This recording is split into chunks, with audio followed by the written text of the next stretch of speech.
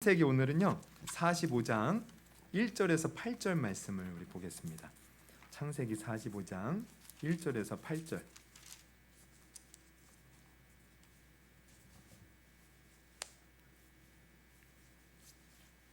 한 절씩 교독하고 우리 마지막 절 같이 봉독하겠습니다. 요셉이 시종하는 자들 앞에서 그 정을 억제하지 못하여 소리질러 모든 사람을 자기에게서 물러가라 하고 그 형제들에게 자기를 알리니 그때 그와 함께한 다른 사람이 없었더라.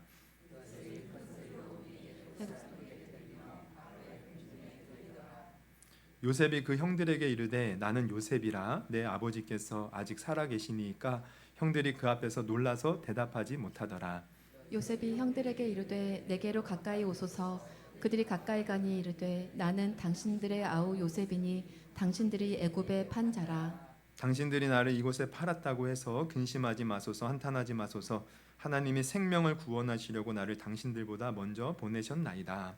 이 땅에 2년 동안 흉년이 들었으나 아직 5년은 밭갈이도 못하고 추수도 못할지라. 하나님이 큰 구원으로 당신들의 생명을 보존하고 당신들의 후손을 세상에 두시려고 나를 당신들보다 먼저 보내셨나니 그런즉 나를 이리로 보내니는 당신들이 아니요 하나님이시라. 하나님이 나를 바로에게 아버지로 삼으시고 그 온 집의 주로 삼으시며 애굽 온 땅의 통치자로 삼으셨나이다. 아멘. 아멘.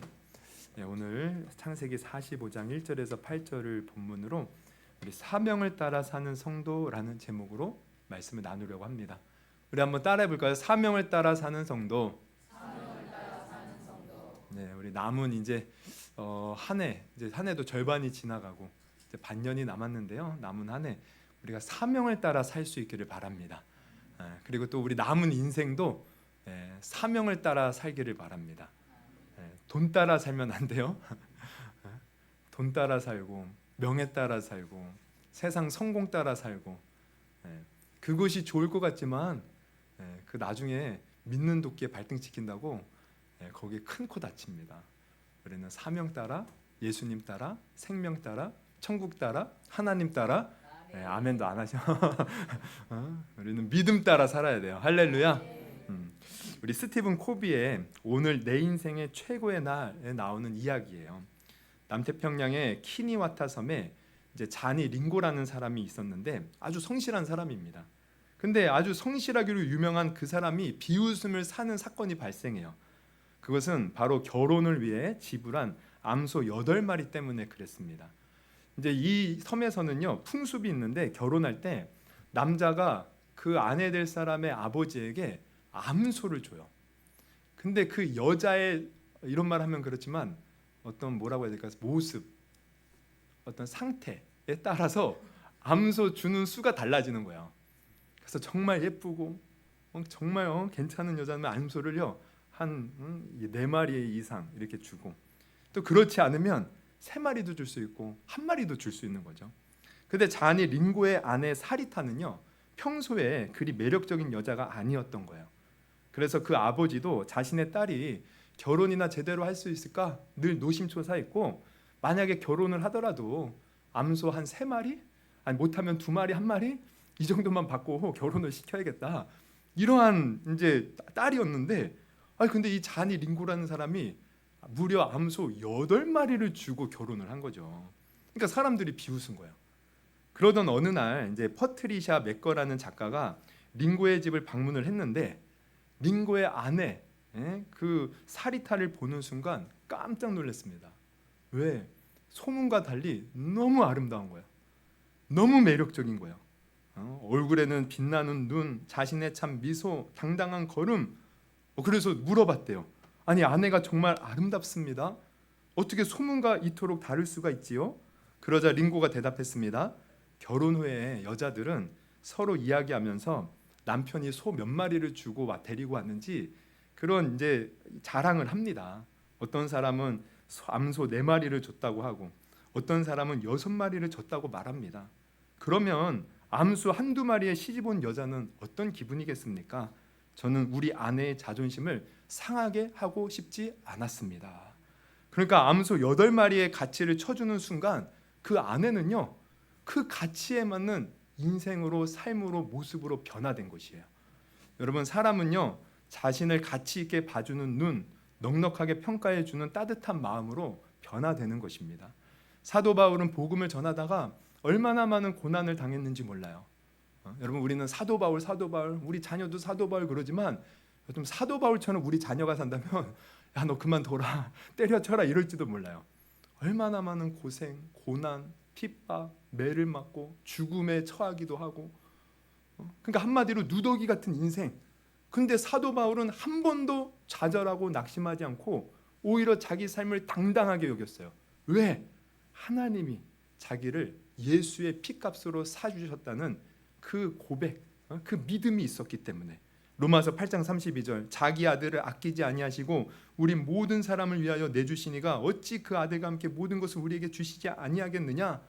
이 확신이 있기 때문에 삶 속에서 당당할 수 있었다는 거죠. 여러분, 하나님은 우리를 구원하실 때 그냥 천지를 하나님은 어떻게 창조하셨어요? 말씀으로. 근데 우리를 구원하실 때도 그 능력 있는 하나님이 내가 너를 구원한다 말씀하실 수도 있는데 어떻게 구원하셨어요? 아들 예수를 보내주셨어요. 그 아들을 십자가에 죽게 하셨어요. 그 피값으로 우리를 사신 겁니다. 그렇다면 이 피값은 소 8마리 아니 뭐 수백 마리, 그 섬에 있는 온 세상의 암소를 다 합쳐도요 비교도 안 될 하나님의 아들을 통해서 우리를 구원해 주셨다는 거예요. 그럼 우리는 하나님 앞에 얼마나 가치 있는 존재입니까? 여러분, 오늘 내가 얼마나 하나님 앞에 가치 있는 존재인지, 내가 얼마나 하나님 앞에 존귀한 존재인지를 새롭게 깨닫기를 주님의 이름으로 축원합니다. 그러니까 여기 계신 분들은 다 하나님의 그 보배로운 예수님의 피값으로 사신받은 너무나도 귀중한 존재예요. 네, 할렐루야. 그럼 한번 다시 이렇게 보십시오. 옆 사람이 정말 하나님 예수의 피값으로 산 존귀한 자입니다. 할렐루야. 여러분도 자부심을 가지십시오. 그래서 우리가 자부심을 갖고, 아까 전에 사리타가 원래는 매력적이지 않았지만 그 남편의 그 지혜에 매력적인 여자가 된 것처럼 우리도 이 하나님의 은혜를 깨닫고 정말 하나님 안에서 매력적인 성도가 되어야 돼요. 이 말을 다르게 표현하면요, 정말 성도답게 살아야 돼요. 하나님의 자녀답게 살아야 돼요. 그러면 우리가 하나님의 성도답게 자녀답게 사는 것은 무엇인가 봤더니요, 다른 게 아닙니다. 사명을 따라 사는 거예요. 하나님이 내게 주신 사명을 깨닫고 그 사명을 이루면서 사는 것이 성도답게 사는 것이고 자녀답게 사는 것임을 여러분 오늘 깊이 깨닫기를 주님의 이름으로 축원합니다. 우리가 이제 라디오 극동 방송을 보면요, 새벽에 김장한 목사님과 함께 경건생활 365일 이게 나와요. 근데 이제 거기 이제 그게 책으로도 나오는데, 예전에 이제 이런 이야기가 있었어요. 원양 어선의 선원으로 일하던 한 집사님이 계셨는데, 배를 타지 않을 때는 교회에서 열심히 신앙생활 하다가도 배를 타고 몇 개월을 이렇게 나가게 되면요, 외로움을 달래기 위해서 온갖 유혹에 빠져 사는 겁니다.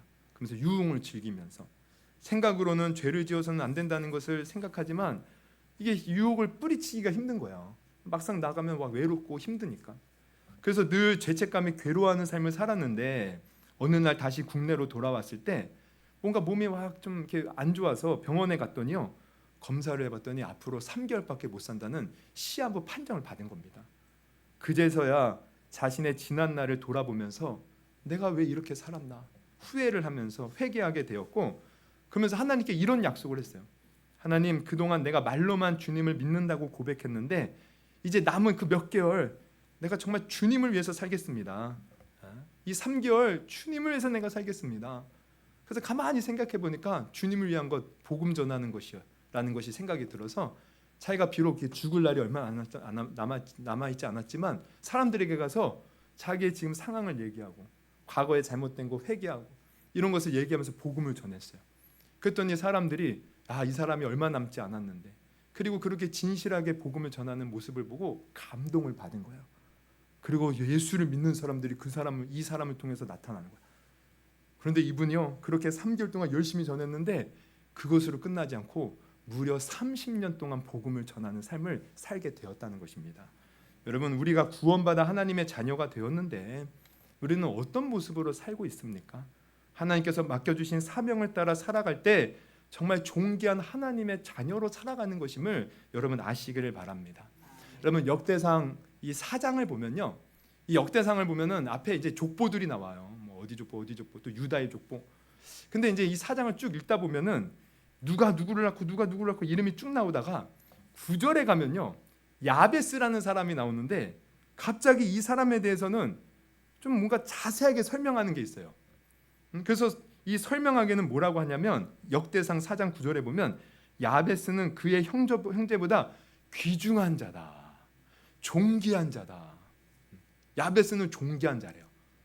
그런데 그 이어지는 내용을 보면 이 사람은 사실 존귀한 자가 아닙니다.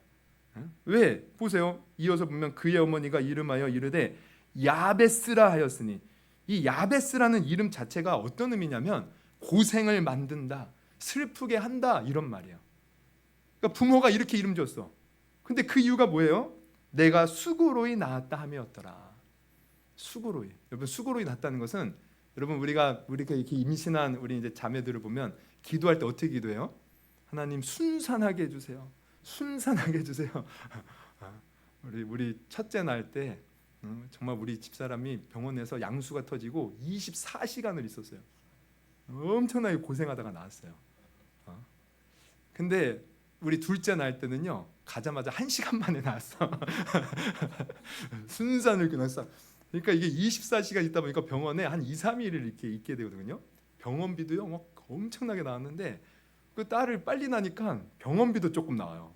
진짜 조금 나와요. 하여튼 이게 순산이 좋은 거더라고 보니까. 그러니까 근데 이 야베스는 순산이 아니라 수고로이 난산했다, 난산. 그러니까 태어날 때부터 얼마나 이 부모의 속을 이렇게 괴롭혔는지, 너는 정말 괴로운 자다, 수고로운 자다. 그래서 야베스라고 이름 줬다는 거야. 근데 그가 그렇게 태어나서 그런지 몰라도 또 인생을 살면서 아마 환난이 많았던 것 같아요. 그래서 10절 중간에 보면 이 사람이 하나님께 이런 기도를 하는 걸 보게 돼요. 나로 환난을 벗어나 근심이 없게 해달라. 그러니까 이것을 통해서 추측할 수 있는 것은 정말 환난이 뭔가 많은 것 같아. 부모에게 사랑도 제대로 못 받고 뭔가 인생에서 환난이 많지 않을까, 이런 인생. 근데 중요한 건 뭐예요? 성경이 평가하는 것, 하나님 평가하는 것은 형제보다 귀중하다. 와, 귀중하대요. 그러면 왜 이 사람이 형제보다 귀중하고 존귀한 자가 되었을까요? 그게 다른 게 아니라 가만히 보니까 사명 따라 산 거예요. 그래서 보면은 10절을 보면은 이렇게 이제 야베스가 이제 하나님께 기도를 하는 걸 보게 돼요. 야베스가 이스라엘 하나님께 아뢰어 이르되 주께서 내게 복을 주시려거든 뭐래요? 나의 지역을 넓히시고. 나의 지역을 넓히시고. 그러면 이 나의 지역을 넓혀달라는 건 뭡니까? 뭐 지역은 땅을 말해요. 나의 땅을 넓혀달라. 오늘날로 말하면 하나님, 내가 어디 땅을 부동산 투기를 하면 그 부동산 값이 쑥쑥 올라서 내 부동산 부자가 되게 해주십시오. 지금 이런 기도를 하는 것일까요? 어떤 집을 사면 하나님 제발 그 집값 좀 오르게 해주세요. 다른 사람은 집 사면 집도 잘 오르고만 왜 내가 집을 사면 집값이 떨어집니까? 이런 이제 뭐 그런 얘기, 그런 기도일까요? 그게 아니에요. 여러분, 지경을 넓혀달라. 이거는요, 당시에는 우리는 지금처럼 개인 소유로 땅을 주고 팔지만 사실 이때는 이런 게 아닙니다. 여러분, 여호수아가 가나안 땅을 이제 차지할 때 분배를 해줘요, 각 지파별로. 그래서 그 지파별로 분배된 할당된 땅이 있어요. 그러면서 또 이제 각 이제 부족별로 또 나눠줬겠죠. 근데 그 내용들을 쭉 보면은 그 땅을 지파별로 이렇게 주고 나서는 경계석을 해놓고서는 다른 사람들이 이것을 차지하지 못하게 합니다. 만약에 무슨 일로 말미암아 그 땅을 차지했어도요, 나중에 시간이 되면 돌려줘야 돼요. 이 시대는 이게 자기가 소유할 수 있는 것이 한정되어 있어요. 이거 내가 뭐 더 많은 땅을 갖고 싶다고 가질 수 있는 것이 아니에요. 그러면은 지금 이 야베스가 나의 지역을 넓히시고, 이 말은 무엇일까? 여러분, 우리가 아까도 좀 이제 여호수아 이제 그 아까 말씀드렸는데, 여호수아를 보면요, 이스라엘 백성들이 이제 가나안 땅을 이제 차지해요. 근데 우리가 알아야 될 것은 그 땅을 다 차지했으니까 못 차지했습니까?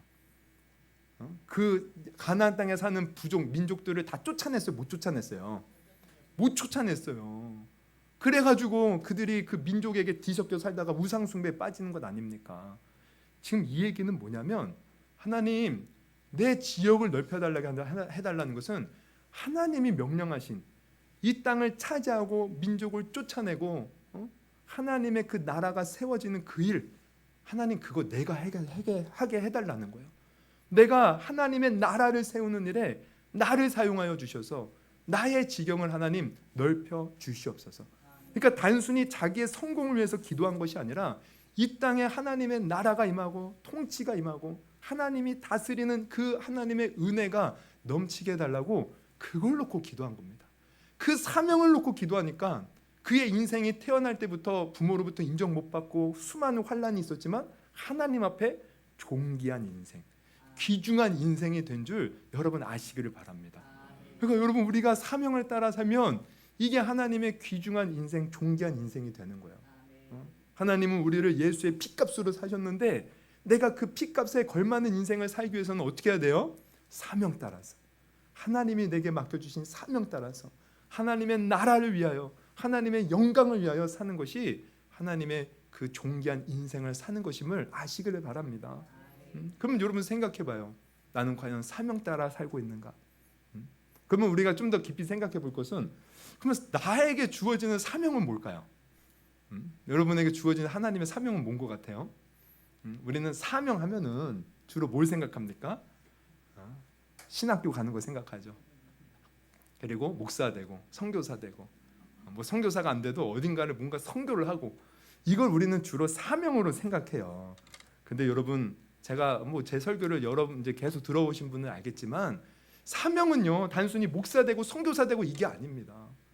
하나님이 우리에게 맡겨주신 사명은 지금 내게 주어진 환경에서요 최선을 다해 사는 것이 사명이에요. 이게 거창하고 막 이런 게 아니에요. 지금 내게 맡겨주신 삶에서 최선을 다해서 사는 것이 여러분의 사명입니다. 여러분 오늘 우리가 이제 본문으로 돌아와서 이제 보면은 오늘 본문의 배경은 이래요.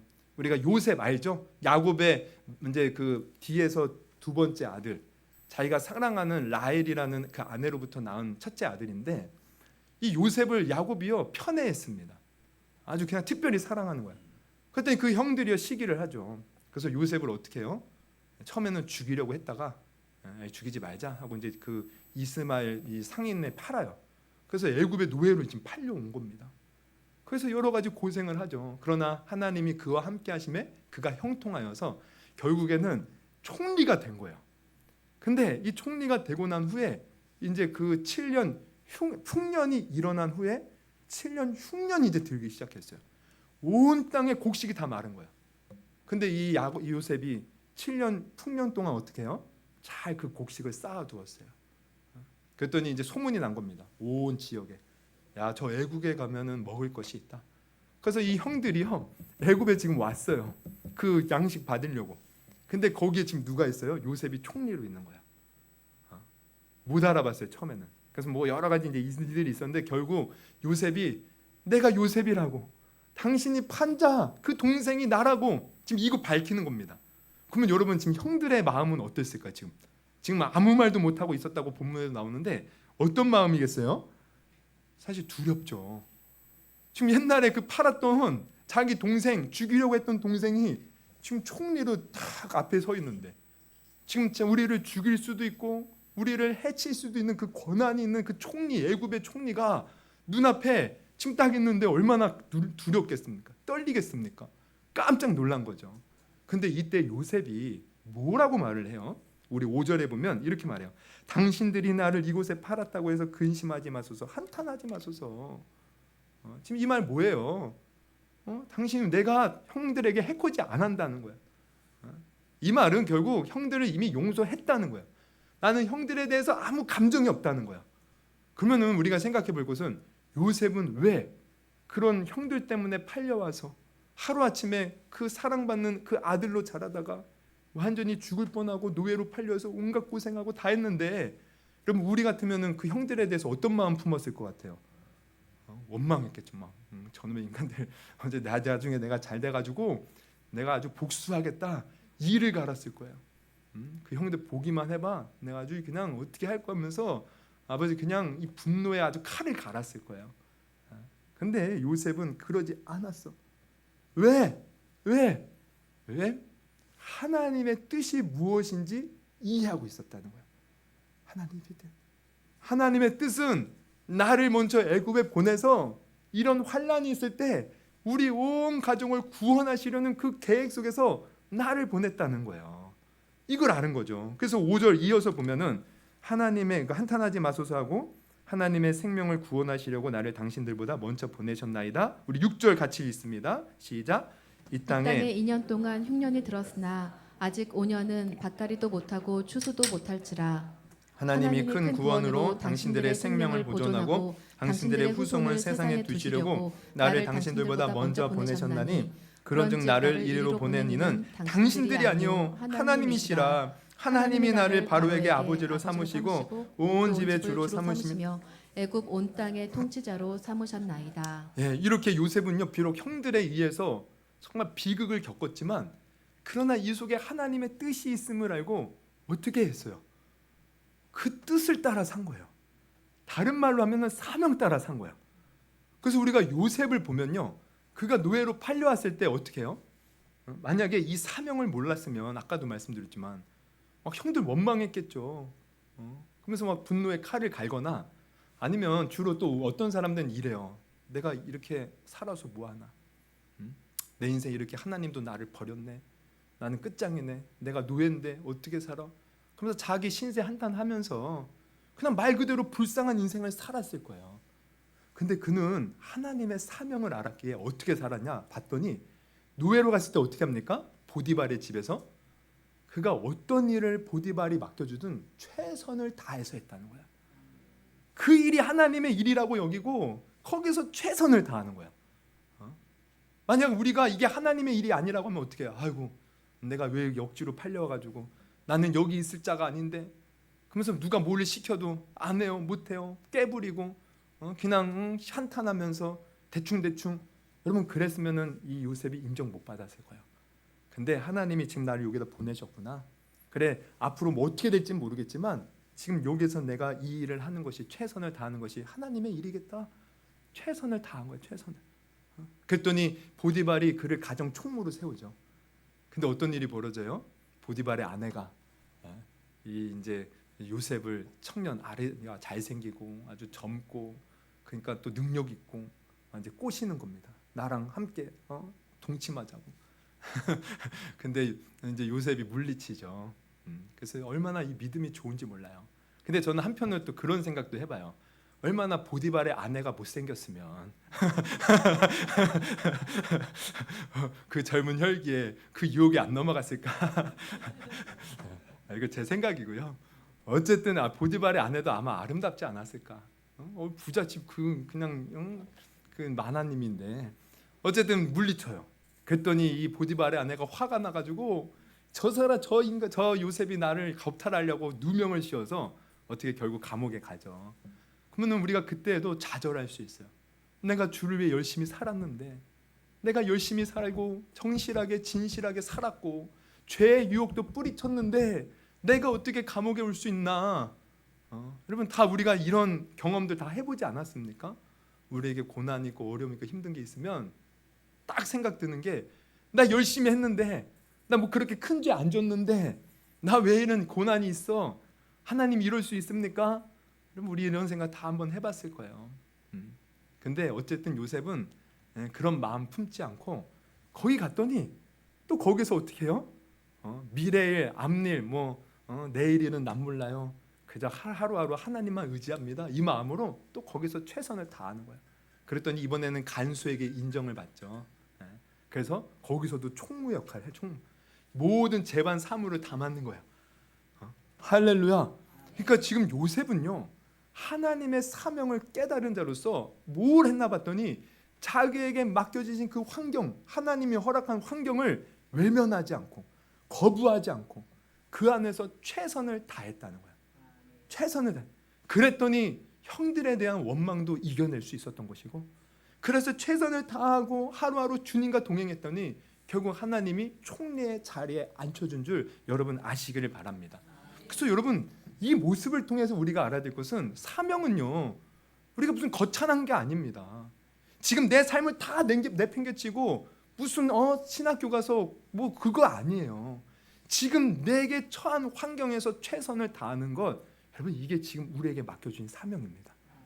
여러분 우리는요 이게 이제 그 제가 좋아하는 그 이제 사람 중에 로고테라피라고 빅터 프랭클이라는 사람이 있어요. 죽음의 수용소라는 책을 쓰신 분인데 그분이 의미 치료를 해요. 그 의미 치료는 뭐냐면 나는 이 세상에 의미 있는 존재라는 거예요. 그래서 그 사람이 죽음의 수용소 아우슈비츠 이 수용소에 끌려갔을 때도 나는 앞으로 살아야 될 이유가 있는 거예요. 왜? 분명히 우리 아내와 자식이 어딘가에 살아 있으면 내가 살아 있는 것을 기다리지 않겠는가?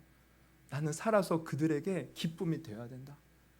모든 사람들이요 삶을 포기하고 막 자살하는 그 유대인 그 학살 속에서 또 가스에 막 실려가고 그 생체 실험 당하는 그 속에서도요 나는 의미 있다, 살아야 된다. 이 의미를 가지고 끝까지 살아남은 사람이에요. 그러니까 여러분 우리는요 지금 어때요? 다 보면은 우리는 각자 처한 위치가 있습니다. 아내면 아내, 남편이면 남편, 부모면 부모, 자녀면 자녀, 또 직장에서도 우리가 다 위치가 있잖아요. 직원이면 직원, 대표면 대표, 뭐 부장이면 부장, 어떻게 되죠? 대리, 과장, 차장, 부장, 그죠? 그다음에 이사가요, 상무가고, 상무가 더 높아요. 우리 김성주 집사님 부장님이시죠? 상당히 높으셔. 근데 대표들도 있습니다. 어쨌든 이런 직장이면 직장에서 위치가 있다는 거예요. 그럼 나는 거기서 최선을 다하면 되는 거예요. 내게 무슨 일을 맡겨주진 간에 우리가 때로는 그러잖아. 왜 나한테 이런 일 맡겨? 나한테 왜 이런 거 시켜?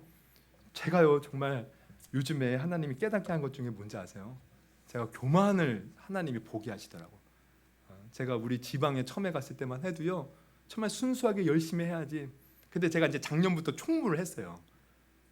근데 총무를 하면서 정말 그게 이제 목사님들을 가깝게 지내다 보니까 실망하는 모습들이 너무 많은 거예요.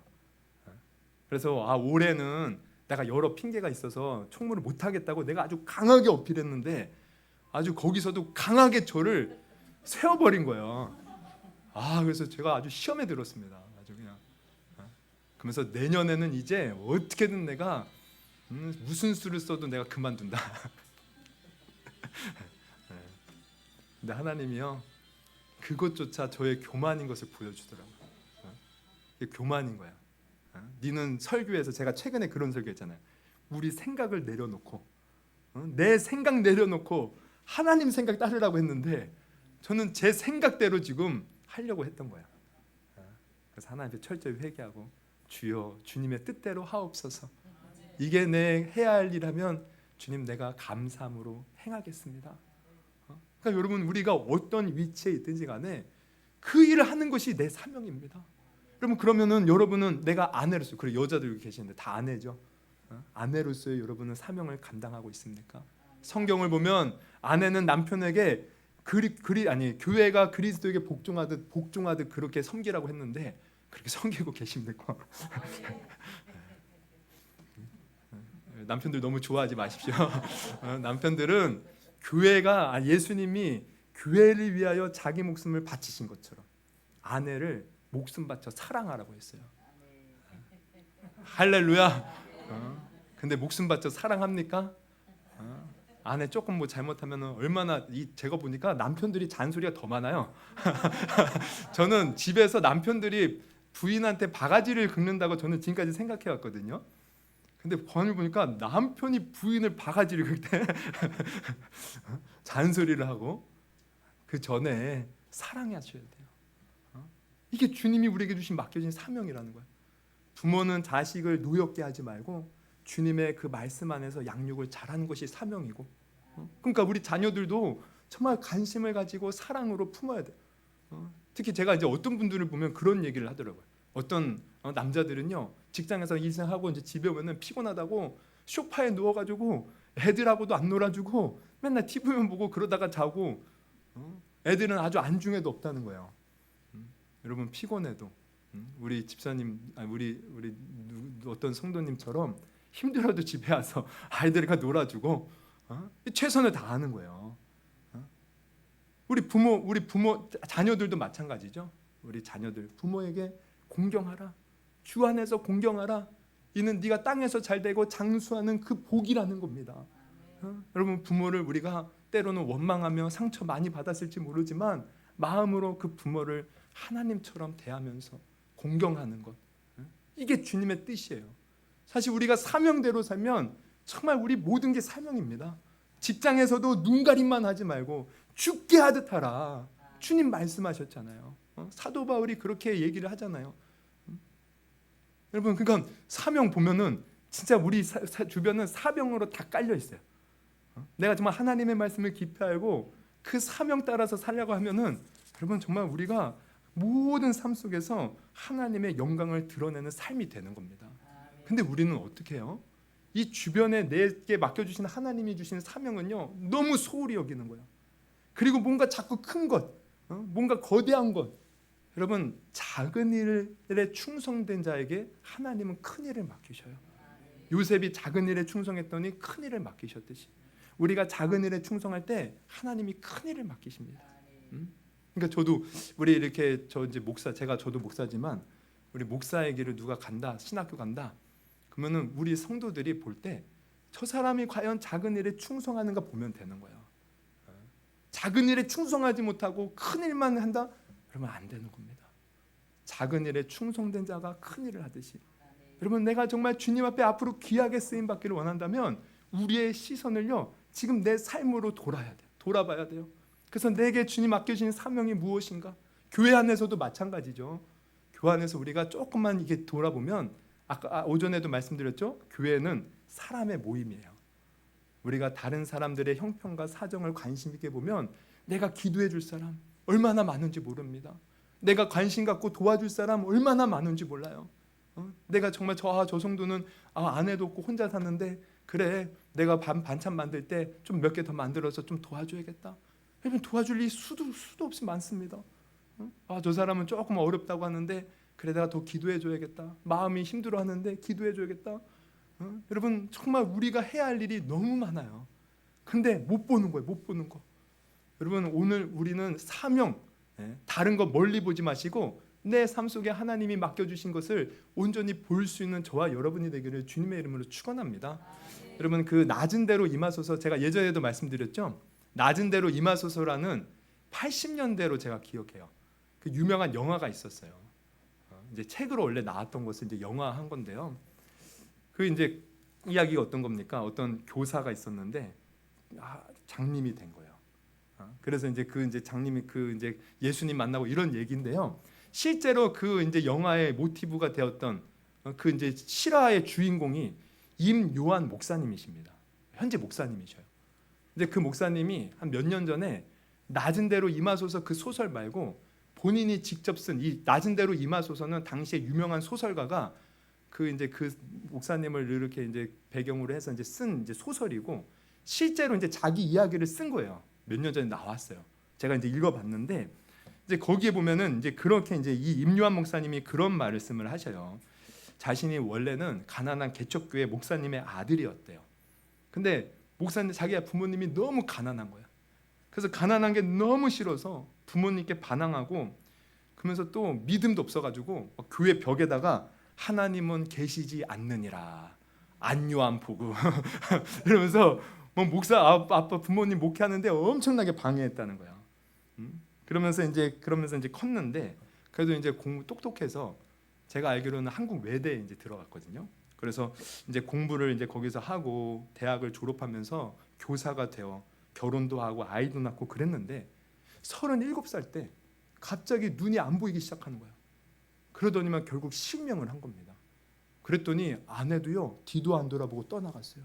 아이들 데리고 혼자 남은 거예요. 근데 그때 당시만 해도요 이렇게 장님이 되고 장애가 되면은 모든 이렇게 사람들이 시선이 저주받아서 그렇다고. 그러니까 자기 아버지 부모님한테도 갈 수가 없는 거예요. 목회 방해할까봐. 왜 성도들이 저 아들이 저렇게 장님 되었다고 얼마나 욕하겠습니까? 부모님에게도 못 가고 이제 혼자 사는 거예요. 그러면서 이제 이분이 낮아지고 겸손해져서 이제 주님을 만나는데 그러면서 이제 온갖 곳에 혼자 처음부터 우리가 어렸을 때부터 이렇게 그냥 안 보였다면 그냥 적응하고 살았을 텐데 다 큰 성인이 갑자기 안 보이면요 이거 얼마나 불편하겠습니까? 누가 옆에 도와주는 사람도 없고. 그러다가 하루는요 이렇게 이제 그분이 홍제동에 살았다고 하는데 이렇게 어떻게 집을 나왔는데 그만 길을 잃고 헤매게 되었대요. 그래서 한 몇 개월을 헤매다가 흘러 서울역을 갔다는 거예요. 이 홍제동에서 서울역까지는 그냥 몇 시간이면 갈 수 있는 거리인데요. 그 몇 개월을 그냥 노숙자가 되어서 그냥 와 이렇게 하다가 흘러 이제 서울역에 간 거야.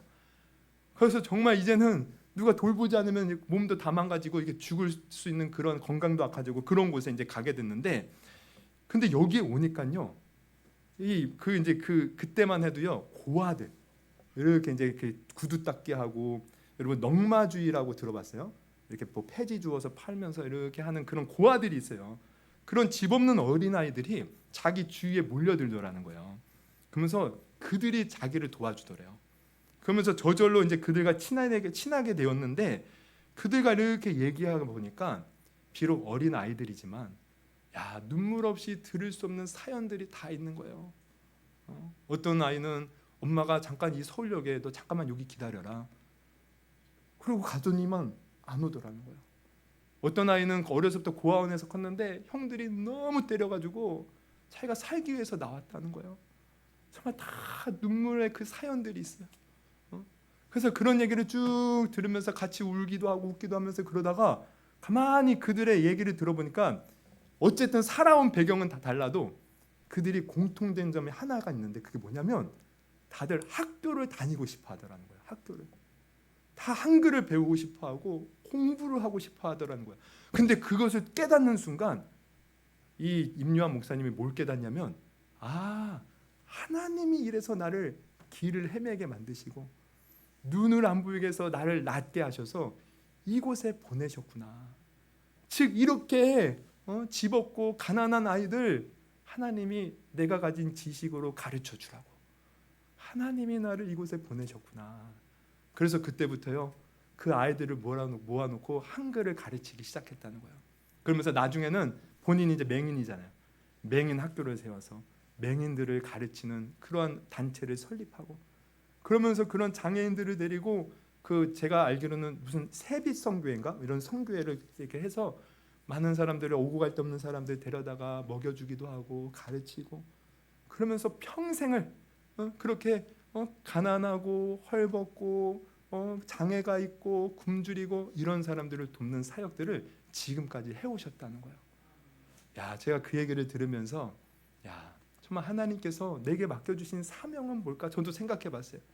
여러분, 사명은 멀리 있는 게 아니더라고요. 우리 가까이에 있습니다. 지금 내 주위에 깔려 있어요. 우리가 조금만 눈을 돌아보면, 그리고 조금만 내 자신을 낮추고 허황된 꿈을 바라보는 것이 아니라 정말 하나님의 마음으로 내가 지금 이 현실을 온전히 사랑의 마음으로 바라보면요, 우리가 해야 할 일은요 깔려 있습니다. 그래서 저는 오늘 여러분에게 권면하고 싶은 것은, 여러분 정말 우리가 하나님의 그 피값으로 구원받은 존귀한 자녀가 되었다면, 우리 하나님은 그 아들 예수의 피로 우리를 구원해 주셨는데, 우리가 그랬다면 지금 우리는 어떻게 살아야 돼요? 성도답게, 자녀답게.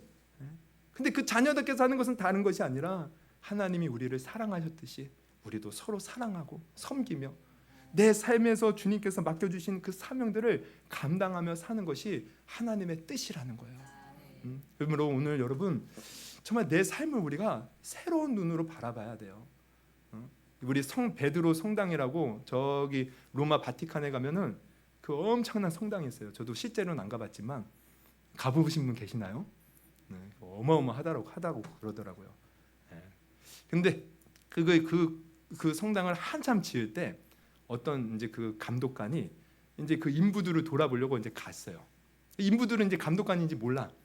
그런데 이제 감독관이 물어보는 거예요. 당신은 지금 무엇을 하고 있습니까? 그랬더니 막 열심히 일하는 사람이 짜증나는 들어. 보면 모릅니까?